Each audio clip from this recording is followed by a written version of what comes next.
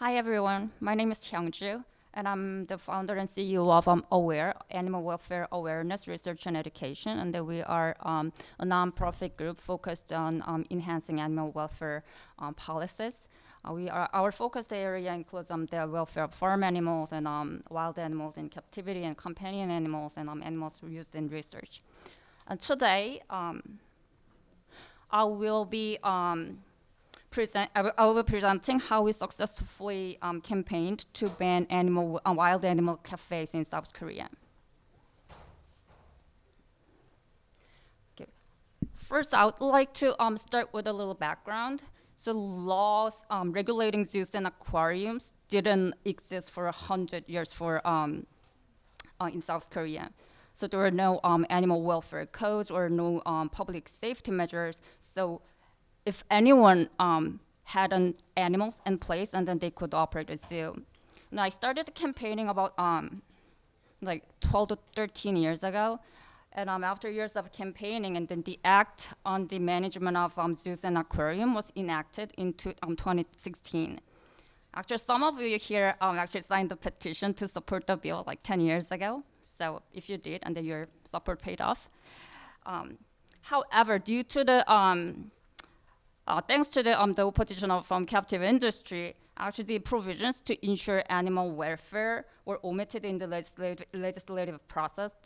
And so it became like really watered down law. So basically, if a facility has more than 10 species and 50 individuals, and then they can just register as a zoo, and that was it. So with the lack of proper regulation combined with growing popularity of animals, and social media also played its role, the proliferation of animal displaying facilities became a serious animal welfare issues. So there are many types of these facilities. First, we have wild animal cafes, so which are basically cafes, but they have various species of animals like raccoons, meerkats, wallabies, foxes, coatis, mongooses, parrots, reptiles, and parrots, like whatnot. And the second is we have indoor interactive theme park where people can pet or feed or take selfies with animals. And then we have animal farms, which are like the petting zoos in the States, but they have wild species. And also there are some businesses, they have like small enclosures and they have animals just to attract the customers. So the objective of the campaign is to put an end to animal exploitation practice through policy reform. This involves implementing a ban on such practices, including the human-animal contact program, as well as strengthening the welfare standards for all zoos, basically. And also, it was important to put a stop to the expansion of the exotic pet industry, which is closely linked to the facilities. So how many of them do we have? As of 2023, there are 113 zoos and 26 aquariums registered under the current law. However, we discovered through the research that there are also 250 unregistered animal display facilities. They're also in operation. And then probably like wild animal cafe make up half of it. And they are holding almost 300 species and 13,000 individuals. And then as you can see, most of the facilities are located indoor.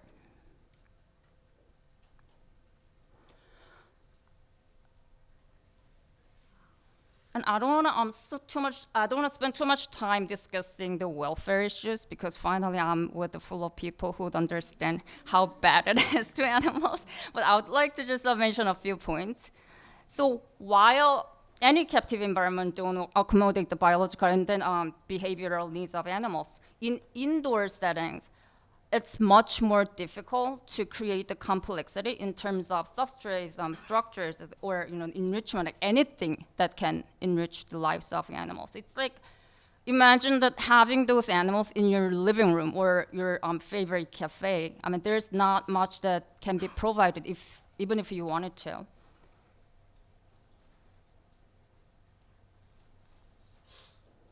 Oops. Oh, technical issues. It's not going to.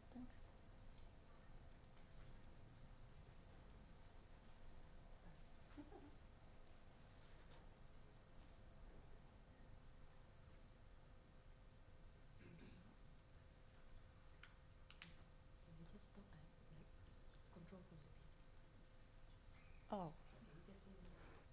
Okay, or I'll just give you a cue and then can you, okay. Okay, can you move to the next?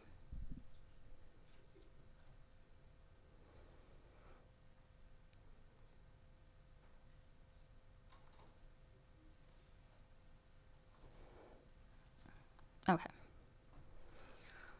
And secondly, people go there wanting to get the direct physical contact with the animals. So the enclosures are designed for maximum visuality, and there's no etiquette barrier between animals and visitors. And then this actually attracts like so many foreign tourists because this kind of practice will never be allowed in their own country. As a result, animals are exposed to unwanted contact for basically the entire time of operation. Next. And the uncontrolled feeding is another problem because they actually let people feed the animals and they actually make money out of it. So it's really posing a great risk to animals' health for both physically and mentally. Next.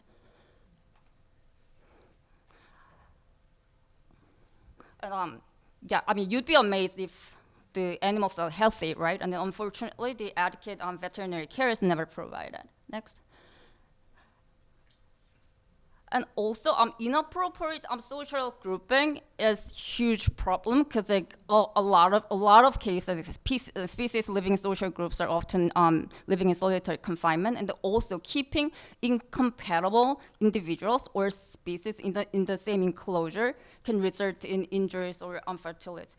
Even yesterday, I got the report that actually a parrot was eaten by a coati in one of those places. Next. And this uncontrolled physical contact with wild animals increases the risk of injury and zoonotic disease of humans as well. Actually, the last photo shows the injury of I'm sorry, I should have blurred it. Photo of a former employee who was bitten by a raccoon. This raccoon, he took care of this raccoon, and then imagine what's going to happen if something happens to the visitors. Also, it threatens biodiversity, and many cafes are breeding and selling animals too, and it contributes to an increase of social demand for exotic pets. And then also there are more and more exotic pets coming into the shelter as well. So now I'd like to talk about our campaign strategies. First, in order to identify the issues and collect the evidence, we conducted many investigation and research on each type of facilities, sometimes repeatedly. And then most of the research includes animal welfare assessment and the public health risk assessment, and also suggested the solutions. Actually, the last two were commissioned by the government as part of a lawmaking process. And we also analyzed various foreign laws and developed a model act to serve as a guideline for bill drafting. And all the collected information and data were provided to the government and parliament as a reference. Also, they are used in organizing media coverage. We also conducted annual survey to show that there is the strong public demand for improved policy. And as we all do, we did a public campaign. And then rather than targeting the business, we were focusing on actually telling these things to the government, to the lawmakers. And we put great effort in this area. So to get engagement of the lawmaker, we worked closely with some Congress members and organized many parliamentary events such as forums and debates to put the issues on the political agenda and also to promote the proposed bill. So these actions enabled us to initiate proposal of 35 bills since 2017. Okay, this is the first bill passed in 2018. So we aimed to impose an obligation on the government by requiring them to formulate a comprehensive plan every 5 years, and also to establish a committee to oversee the welfare matters.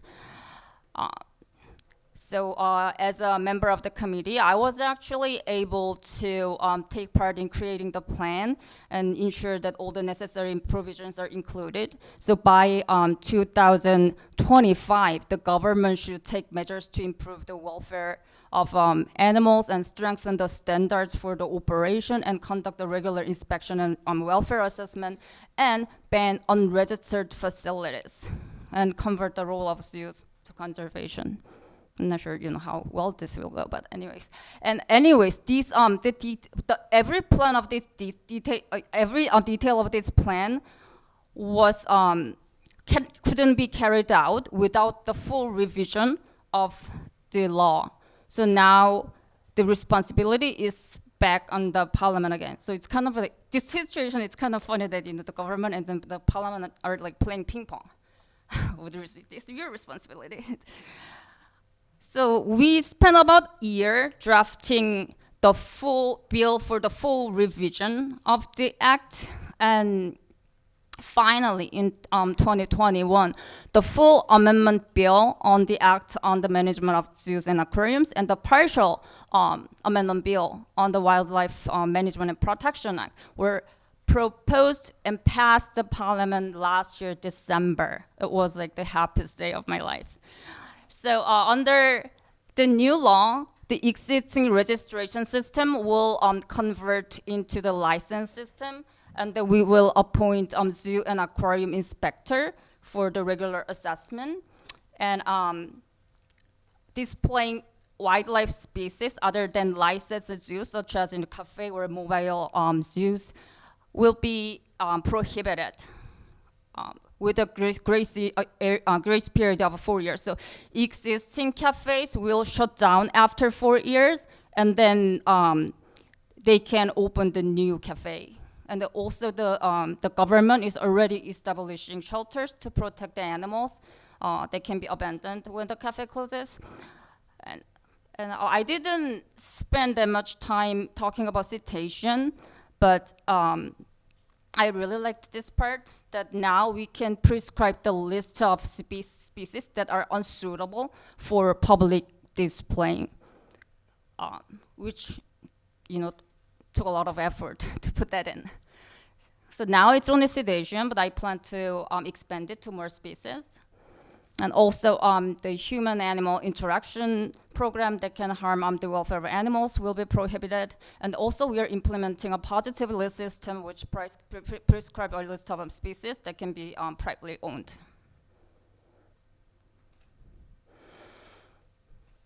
And those 113 zoos, the register doesn't mean that actually their condition is acceptable. But anyways, so the existing registered zoo are subject to get licensed under the new welfare standard. So if they don't, and then they will be forced to shut down after 5 years.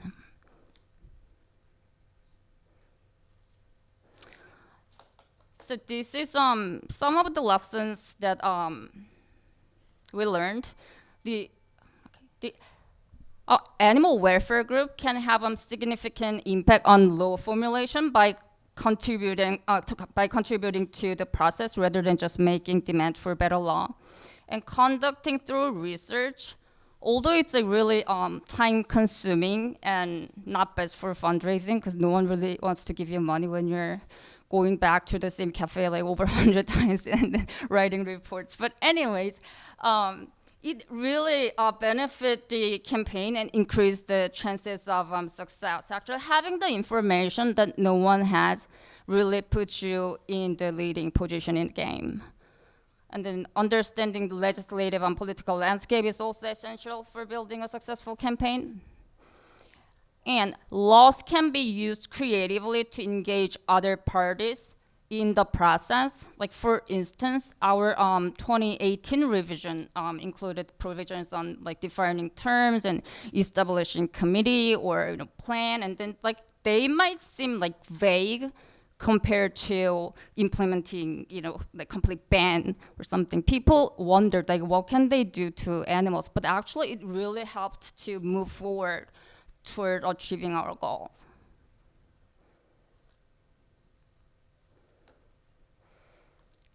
And it never ends.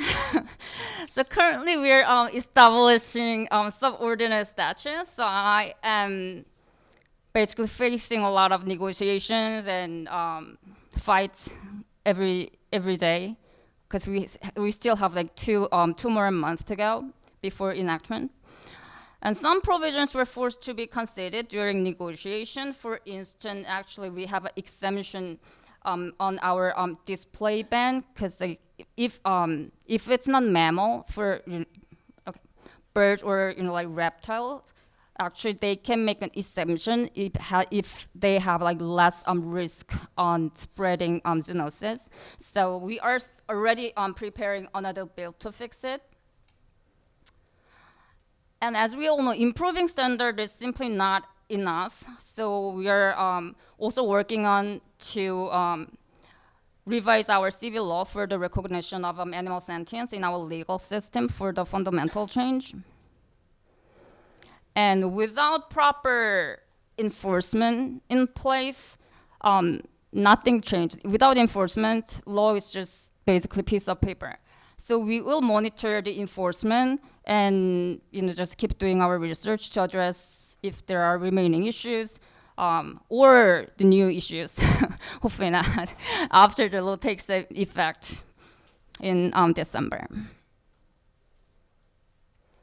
All right, so yeah, this is what I have for today, and I'll be happy to answer your questions if you have any. Thank you.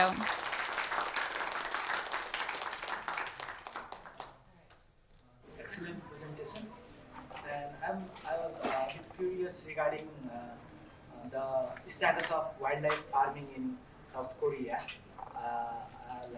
Any government has approached wildlife farming as an issue, or your approach regarding its governing policy regarding wildlife farming and its status. Wildlife farming? Yeah.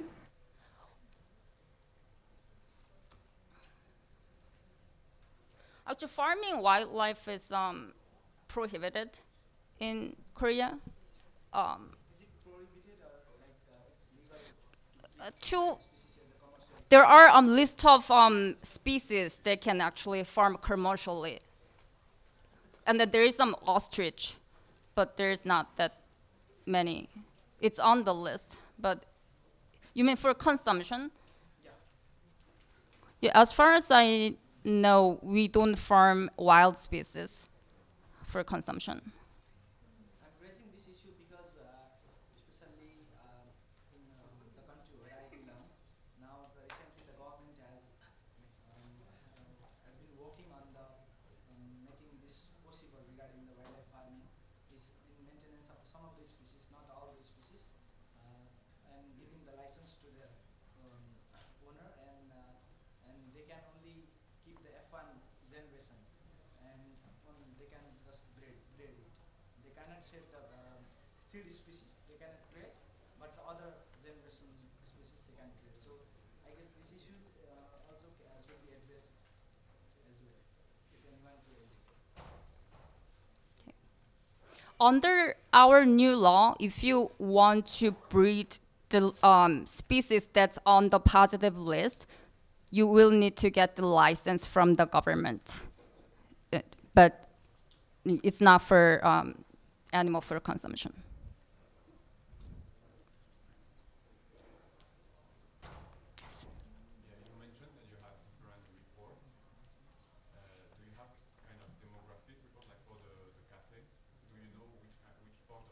Yes, we do. Yeah, because for, like you said, you have issues with enforcement. So maybe knowing which part of the population you need to target for like information to convince them to not like go to those cafes and this kind of Yeah, actually, yeah, most of the facilities are around the Seoul city. And the cafes are mostly in the city, and then the animal farms or the animal interaction theme park, they are around the city because they need like more, more space. Yeah, but if you need geographic, information, I can give it to you. I was thinking more like the age range, like if it's more like for kids or more like Oh, for the visitor, yes. no, we don't have that. Because maybe if you have, you can, raise awareness to those people and convince them to not go anymore to those cafes, and you will have the transition. Yeah, we are also working with Bureau of Education to tell the teachers to they teach the kids not to go there, and they also not to own exotic pets.